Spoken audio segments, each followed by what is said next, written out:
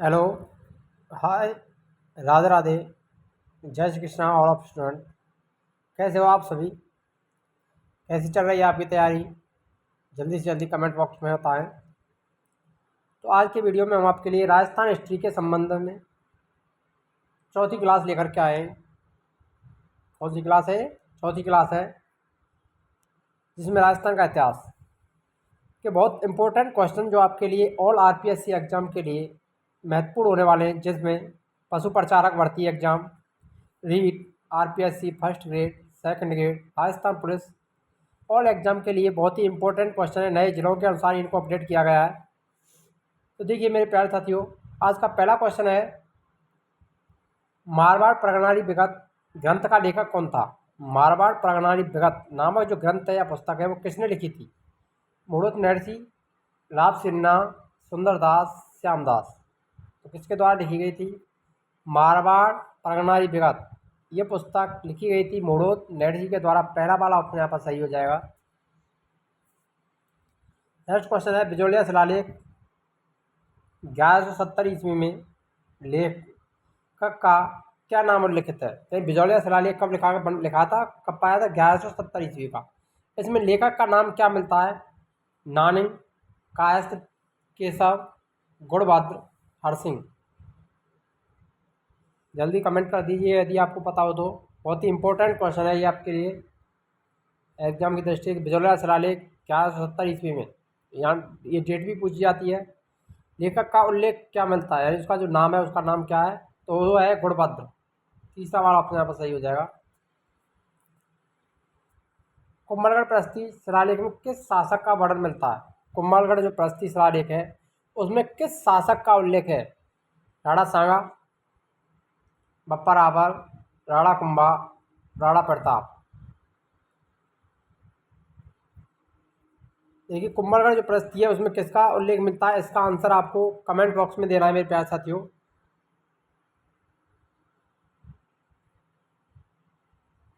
कुंभलगढ़ शिलालेख 460 ईस्वी, यानी कब पड़ता है ये? 460 ईस्वी सन में मिलता है। 1460, 460 नहीं 1460 ईस्वी का है। ये कि कहाँ पर स्थित है? राजसमंद में। कहाँ स्थित है कुंभलगढ़ शिलालेख? राजसमंद में है। यह शिलालेख कुंभलगढ़ दुर्ग में स्थित कुंभ श्याम के मंदिर, जिसे वर्तमान में मामदेव का मंदिर कहते हैं, इंपोर्टेंट में मिलता है। मामदेव का मंदिर जिसको क्या जाता है? कुंभ श्याम के मंदिर से नाम से जाना जाता है। ये कहाँ पर स्थित है? कुंभलगढ़, राजसमंद में। बीकानेर प्रशस्ति का रचयिता कौन था? जयता, धर्मचंद, धर्मीचंद, मेहता जीवन चंद। बीकानेर प्रशस्ति के रचयिता कौन थे? तो वो थे जयता। बीकानेर प्रशस्ति किसने लिखी थी? जयता ने लिखी थी। पहला वाला ऑप्शन यहाँ पर सही हो जाएगा।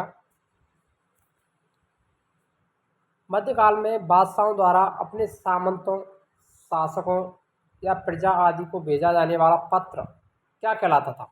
इसकी बात की गई यहाँ पर पत्र की। इनको बादशाह द्वारा अपने सामंत, शासकों या प्रजा आदि को भेजे जाने वाले पत्र को क्या कहा जाता था? निशान, अर्दास्त, फरमान, हतनामा। बादशाह द्वारा जो पत्र जारी किया जाता था तो वो कौन सा था? फरमान, यानी आदेश जारी किए जाते थे, फरमान निकाले जाते थे सामंतों, शासकों या प्रजा आदि के लिए। तीसरा वाला ऑप्शन यहाँ पर सही होगा। शहजादों या बेगमों द्वारा बादशाह के अतिरिक्त, यानी बादशाह के अलावा अन्य को लिखे गए पत्र क्या कहलाते थे? इसके द्वारा शहजादे और बेगमों के द्वारा बादशाह के अतिरिक्त अन्य को लिखे गए पत्रों को क्या कहते थे? मंसूर, निशान, अर्दास्त या फरमान। तो शहजादों और बेगमों द्वारा जो पत्र लिखे जाते थे उनको कहते थे निशान। क्या कहा जाता था? निशान। दूसरा वाला ऑप्शन यहाँ पर सही हो जाएगा। अपने छोटे अधिकारी को लिखा गया प्रशासनिक पत्र क्या कहलाता था? यानी अपने से छोटे अधिकारी होते थे उनके लिए जो प्रशासनिक पत्र जारी किया जाता था उसको क्या कहते थे? रुक्का, प्रवाना, हस्बुल हुक्म, अखबारात।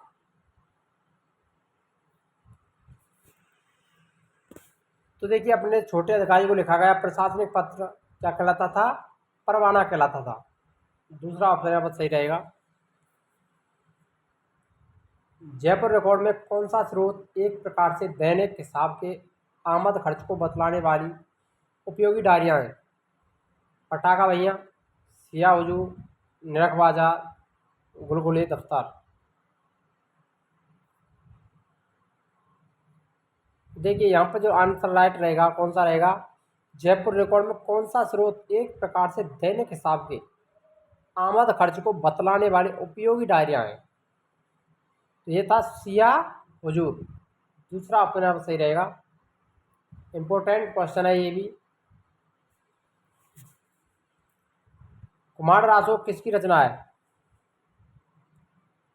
कुमार रासो किसकी रचना है? दलपत विजय की, गॉर्डन विजय की, विजय सिंह सूरी की, कल्लर की। तो कुमार रासो की रचना किसकी है? दलपत विजय। पहला वाला ऑप्शन यहाँ पर सही सही रहेगा। और कल्लर की थी राज तरंगड़ी।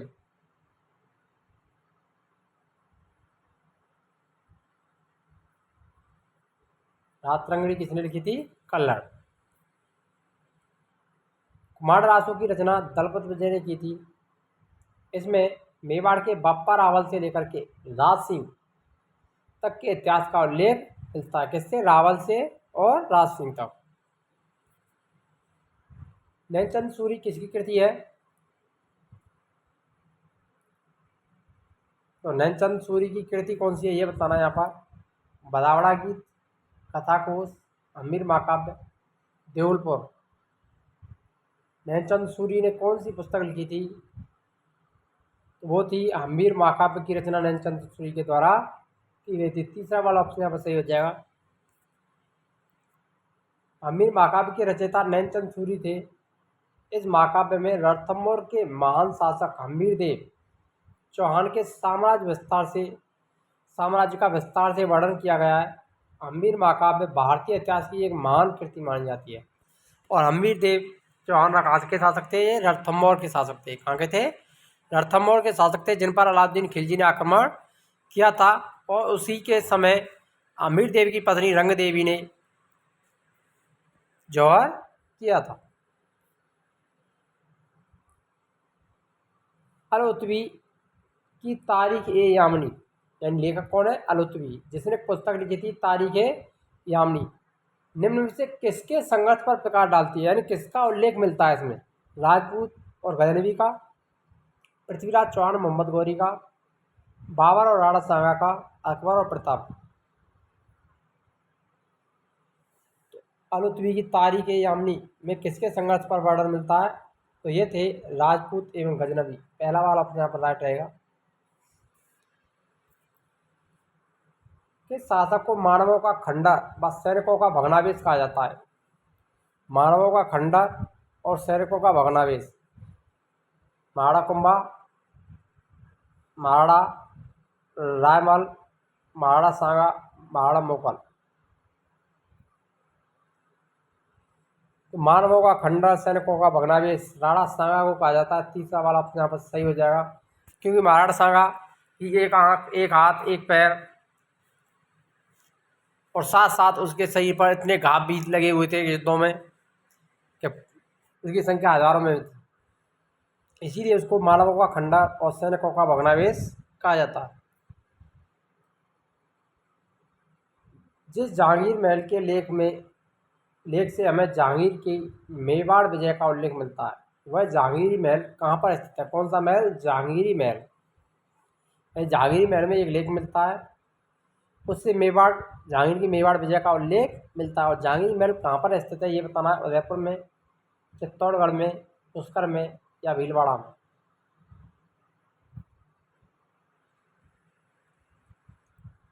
तो कहाँ पर स्थित है? पुष्कर। तीसरा वाला ऑप्शन यहाँ पर सही हो जाएगा, जो कि अजमेर में स्थित है। ऊँट की खाल पर किया गया चित्रांकन किस चित्र शैली की विशेषता है? यह ऊँट की खाल पर चित्रांकन कौन सी शैली में किया जाता है? मारवाड़ शैली, बूंदी शैली, बीकानेर शैली, मेवाड़ शैली।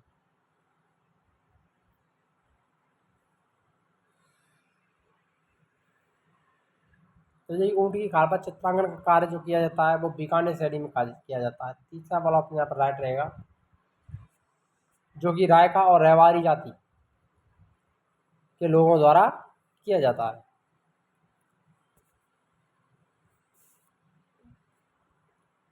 राजस्थान की कौन सी चित्रकला सबसे प्राचीन मानी जाती है? जयपुर, मारवाड़, डोडार या मेवाड़? कौन सी शैली है जो सबसे प्राचीन है? तो सबसे प्राचीन शैली जो मानी जाती है वो है मेवाड़ शैली। चौथा वाला अपने यहाँ पर सही हो जाएगा। मेवाड़ का प्रथम शाखा किस शासक के शासनकाल में गठित हुआ था? रतन सिंह, रायमल, रावचूड़ा या महाराणा सांगा? जल्दी से जल्दी कमेंट कर दीजिए मेरे प्यारे विद्यार्थियों। आपकी तैयारी के बारे में पता भी चल जाएगा कि कौन से क्वेश्चन का क्या आंसर होने वाला है, साथ साथ इसका आंसर भी आप देते चलें कमेंट बॉक्स में किस प्रश्न का आंसर क्या रहेगा। मेवाड़ का प्रथम शासक किस शाखा किस शासक के शासनकाल में हुआ था? तो इसका जो आंसर रहेगा, राइट आंसर, वो रहेगा यहाँ पर रतन सिंह। पहला वाला ऑप्शन यहाँ पर राइट रहेगा, जो कि अलाउद्दीन खिलजी के समय मेवाड़ पर आक्रमण किया था अलाउद्दीन खिलजी ने। उस समय रतन सिंह की पत्नी ने, जिनका नाम था पद्मिनी, ने जौहर किया था। तो देखिए इसका उल्लेख भी देखिए, प्रथम शाखा सन 1303 ईस्वी में राणा रतन सिंह के शासन काल में अलाउद्दीन खिलजी के चित्तौड़गढ़ पर आक्रमण के समय हुआ था। और उनकी पत्नी कौन थी? पद्मिनी के नेतृत्व में जौहर किया गया था, शाखा किया गया था। गोल वंश की प्रारंभिक राजधानी कौन सी थी? मालवा, चित्तौड़गढ़, आहड़, नागदा? तो गोयल वंश की बात की गई है, जिसके संस्थापक कौन थे? बापा रावल।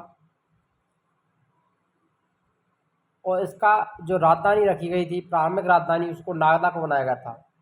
चौथा वाला ऑप्शन यहाँ पर सही रहेगा, जो कि कहाँ पर पड़ता है? उदयपुर के अंतर्गत ही आता है। मेवाड़ के गोयल वंश के संस्थापक गोयल, जिनको गोयादित्य के नाम से भी जाना जाता है, जिसने लगभग 566 ईस्वी के आसपास उदयपुर क्षेत्र में सत्ता स्थापित की, शासन स्थापित किया था, जिनकी आरंभिक राजधानी नागदा उदयपुर रही। यानी गोयल या ग्वादित्य ने अपनी प्रारंभिक राजधानी किसको बनाया था? नागदा उदयपुर। गोयल वंश के बप्पा रावल से लेकर कुम्भा तक की विस्तृत वंशावली और उनकी उपलब्धियों का वर्णन कहाँ पर मिलता है? कौन सा लेख है जिसमें बापा रावल से कुम्भा तक की वंशावली का विस्तृत वर्णन मिलता है? सारंगी लेख, कीर्तिस्तंभ लेख, चिरवा लेख, चित्तौड़गढ़ लेख? तो कौन सा शिलालेख है यहाँ पर? जल्दी आंसर दे दीजिए कमेंट बॉक्स में। तो इसका आंसर यहाँ पर जो रहने वाला है वो चिरवा का लेख रहेगा, चिरवा शिलालेख।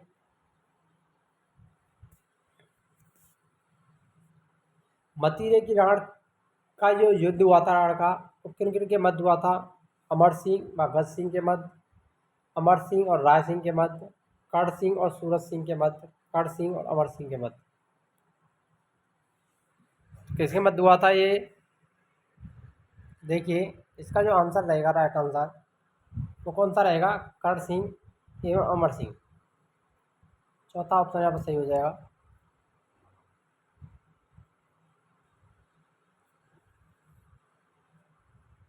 आदर्शी लाल श्रीवास्तव ने किस युद्ध को बादशाह का बाग युद्ध कहा था? दिवेर का युद्ध 1582, हल्दीघाटी का युद्ध 1576, कुंभलगढ़ का युद्ध, पाएव का युद्ध?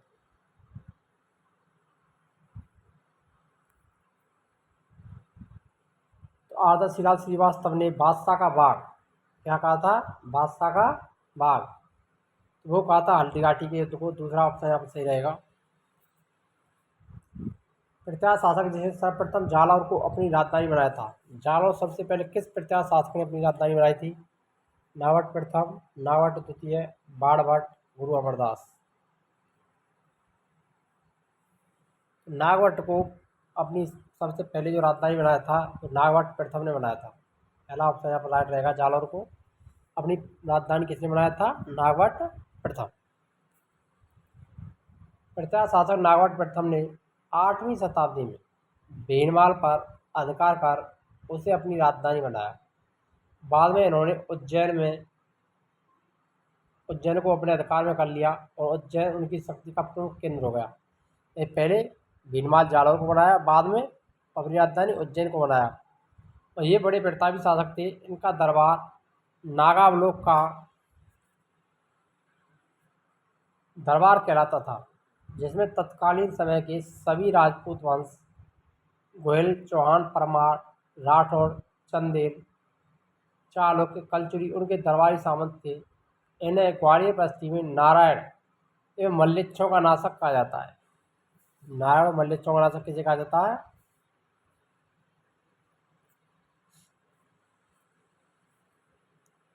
प्रत्यारों को ही कहा जाता है, क्योंकि उन्होंने मल्लेच्छों को भारत में आने से रोका था। नेक्स्ट देखिए, प्रथम खिलजी चौहान जिसने रणथंभौर दुर्ग पर आक्रमण किया। रणथंभौर पर आक्रमण करने वाला प्रथम खिलजी सुल्तान पूछा गया है। अलाउद्दीन खिलजी, जलालुद्दीन, अमीर खुसरो, इनमें से कोई नहीं। तो देखिए, अमीर खुसरो कौन था? लेखक था। और अलाउद्दीन खिलजी और जलालुद्दीन खिलजी, तो देखिए इसमें जो आंसर रहेगा, राइट आंसर वो रहेगा जलालुद्दीन खिलजी। सबसे पहले पूछा गया है, लेकिन बाद में अलाउद्दीन खिलजी ने किया था, रणथंभौर पर विजय प्राप्त की थी। तो दूसरा ऑप्शन यहाँ पर राइट हो जाएगा, जो कि अलाउद्दीन खिलजी के चाचा और ससुर भी थे, जिसकी अलाउद्दीन खिलजी ने हत्या करके साम्राज्य अपने हाथ में ले लिया था। जलालुद्दीन खिलजी ने 1290 ईस्वी में और 1292 ईस्वी में रणथंभौर दुर्ग पर आक्रमण किया था। 2 बार आक्रमण किया, परंतु दोनों ही बार वो असफल रहे। उस समय हम्मीर देव रणथंभौर का शासक था। 1572-73 में अकबर ने जोधपुर किसको सुपुर्द कर दिया? जोधपुर की सूबेदारी किसको दी गई थी? उदय सिंह को।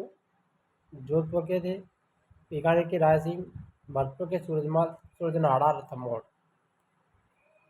1572 और 73 में जोधपुर का किसको दिया गया था? बीकानेर के राय सिंह सौंप दिया था। दूसरा ऑप्शन यहाँ पर सही हो जाएगा। पृथ्वीराज चौहान ने तृतीय ने मोहम्मद घोरी के मध्य कितने युद्ध लड़े थे? पृथ्वीराज चौहान और मोहम्मद घोरी के मध्य कितने युद्ध हुए थे? 5, 6, 2, 7। देखिए 2 युद्ध लड़े गए थे। तराइन का प्रथम युद्ध 1191 और दूसरा युद्ध 1192। इतिहासकार इन 2 युद्धों का जिक्र करते हैं। वर्तमान इतिहासकार ऐतिहासिक ग्रंथों के आधार पर चौहान और घोरी के बीच 2 युद्धों का वह मानते हैं। प्रथम 1191 में, दूसरा 1192। दोनों युद्ध तराइन के मैदान में लड़े गए थे, इसीलिए इसको तराइन का युद्ध कहा जाता है। महाराणा प्रताप के समय अकबर ने शाहबाज खां को कितनी बार मेवाड़ पर आक्रमण करने के लिए भेजा था? 2 बार, 3 बार, 4 बार या 5 बार? तो शाहबाज खां को अकबर ने महाराणा प्रताप के विरुद्ध 3 बार भेजा था। कितने बार भेजा था? 3 बार। दूसरा ऑप्शन यहाँ पर सही रहेगा।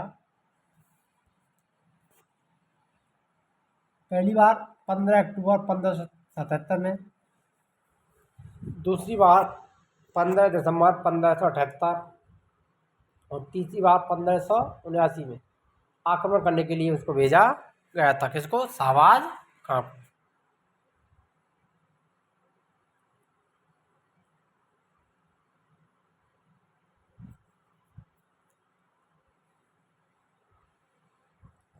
ध्यान में रखना है, 3 बार भेजा था। पहली बार 15 अक्टूबर 1577 को शाहबाज खां ने प्रताप के विरुद्ध अभियान भेजा। दूसरी बार आया था 15 दिसंबर 1978 और तीसरी 1579 में, जिसकी शाहबाज खां की महाराणा प्रताप ने कठार गोमपुर की हत्या कर दी थी। और कौन से दुर्ग में कर दी थी? पन्हाड़ा के दुर्ग में। कौन से दुर्ग में? पन्हाड़ा के दुर्ग में। दौसा जिले का वह स्थान जो राजपूत और मराठों के बीच हुई लड़ाई के कारण प्रसिद्ध हुआ था। लालसोट, तुंगा, महुआ, इनमें से कोई नहीं। तो तुंगा का युद्ध था। दूसरा वाला ऑप्शन यहाँ पर सही रहेगा।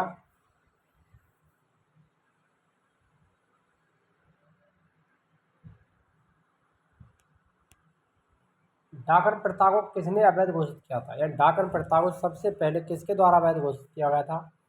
महाराणा संग्राम सिंह, स्वरूप सिंह, जगत सिंह या अमर सिंह?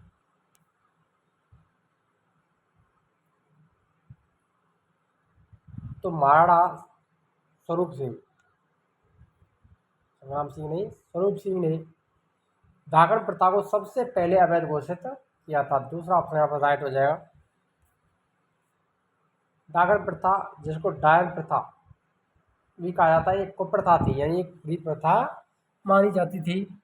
इसमें ग्रामीण महिलाओं पर डाकन यानी अपनी तांत्रिक शक्तियों से नन्हे शिशुओं को मारने वाली पर अंधविश्वास से उस पर आरोप लगाया जाता और निर्दयतापूर्वक मार दिया जाता। इस प्रथा के कारण सैकड़ों स्त्रियों को मार दिया जाता था। 16वीं शताब्दी में राजपूत रियासतों ने कानून बनाकर इस पर रोक लगा दी।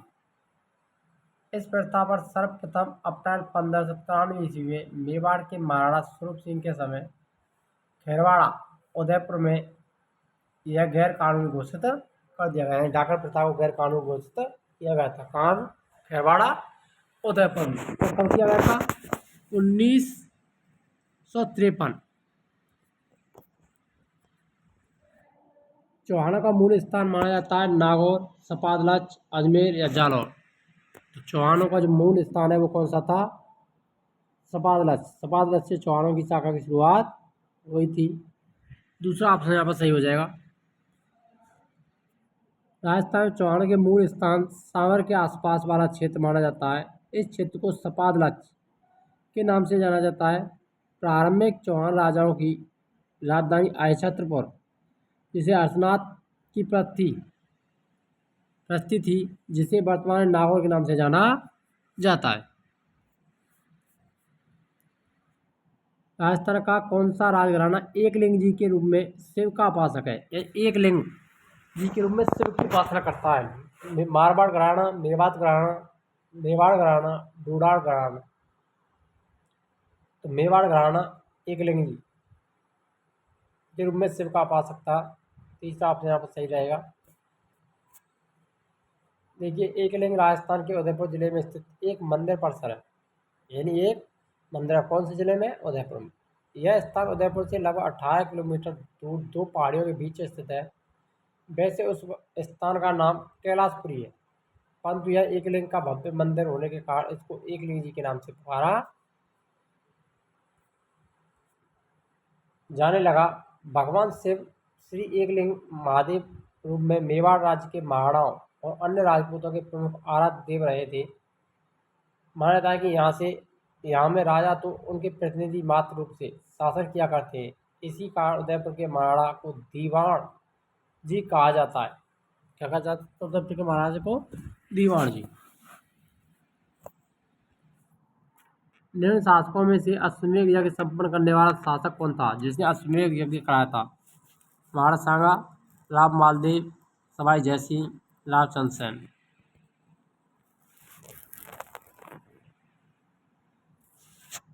तो सवाई जयसिंह ने अश्वमेध यज्ञ करवाया था, संपन्न करवाया था। तीसरा ऑप्शन यहाँ पर सही हो जाएगा।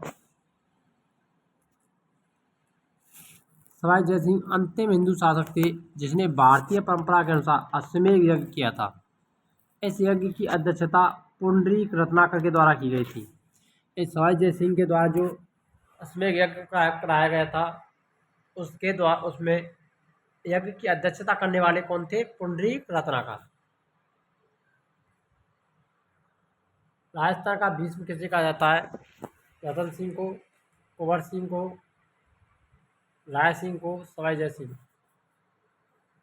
तो राजस्थान का भीष्म पितामह तो कंवर चूड़ा को कहा जाता है।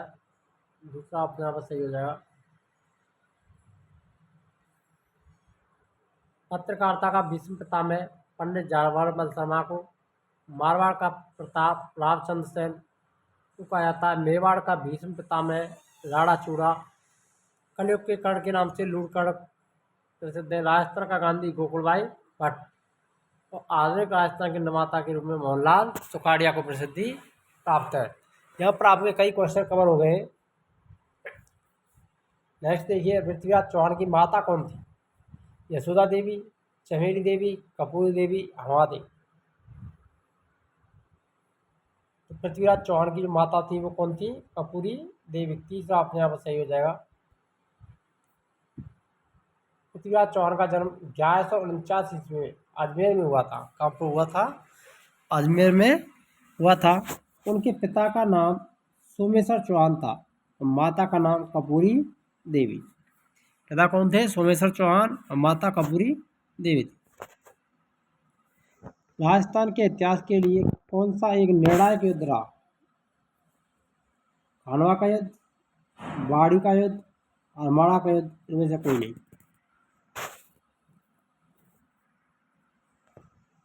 तो कौन सा निर्णायक युद्ध रहा था? खानवा का युद्ध। पहला वाला ऑप्शन यहाँ पर राइट हो जाएगा। खानवा का जो युद्ध हुआ था वो 17 मार्च 1527 ईस्वी को आगरा से 60 किलोमीटर दूर खानवा गांव में बाबर और मेवाड़ के राणा सांगा के मध्य लड़ा गया था।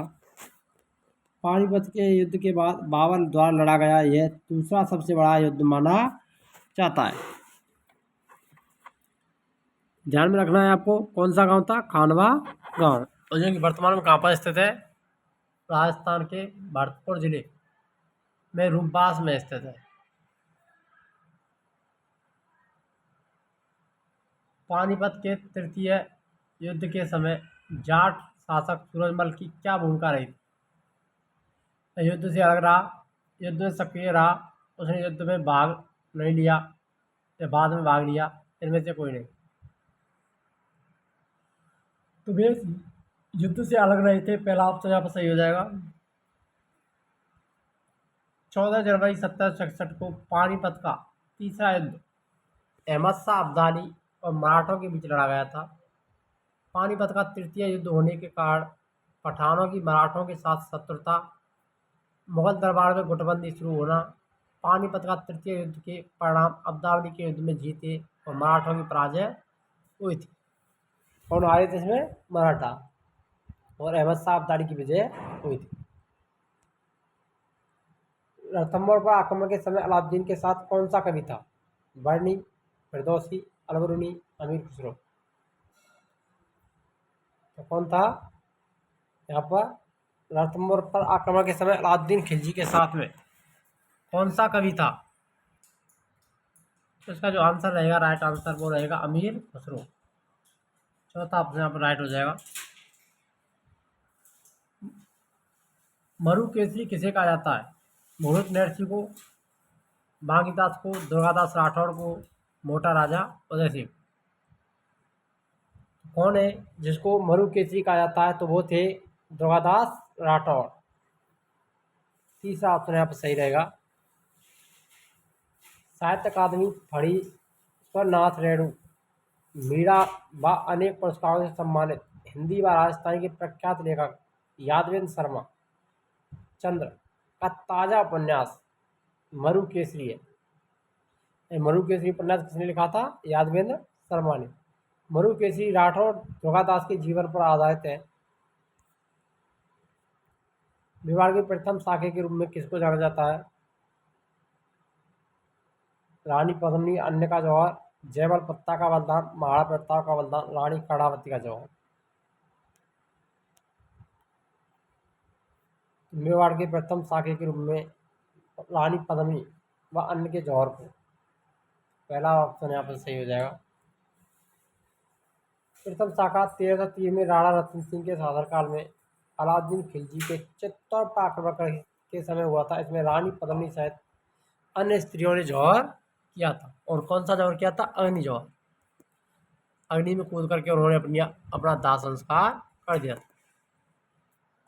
महाराणा प्रताप का निधन कब हुआ था? जनवरी 1597, फरवरी 1540, मार्च 1550, जून 1539। तो महाराणा प्रताप की मृत्यु की बात की गई है यहाँ पर। तो मृत्यु कब हुई थी? जनवरी 1597 ईस्वी। पहला ऑप्शन यहाँ पर सही हो जाएगा। महाराणा प्रताप का जन्म कुंभलगढ़ दुर्ग में हुआ था। कौन सा दुर्ग था? कुंभलगढ़ दुर्ग। महाराणा प्रताप की माता का नाम जयवंताबाई था, जो पाली के सोनगरा अखेराज चौहान की बेटी थी। कौन से महान शासक थे? अखेरार सोनगरा की बेटी थी। महाराणा प्रताप को बचपन में कीका के नाम से जाना जाता था। महाराणा प्रताप का राज्याभिषेक कहाँ पर हुआ था? गोगंदा। कहाँ हुआ था? गोगंदा में हुआ था। वेरी वेरी इंपॉर्टेंट क्वेश्चन है ये। अगर आपको वीडियो अच्छी लगी हो तो वीडियो को अधिक से अधिक लाइक करें, शेयर करें और कमेंट कर दें कि आपको वीडियो कैसी लगी। और हमारे चैनल को सब्सक्राइब अवश्य करें, जिसके लिए हम आपके लिए फ्री निःशुल्क टेस्ट सीरीज जो चला रहे हैं आपको उसको देख सकें। और चैनल को सब्सक्राइब करके बेल आइकन को क्लिक करें और ऑल का नोटिफिकेशन दबाएं। मिलते हैं नेक्स्ट वीडियो में, तब तक के लिए जय हिंद, राधे राधे।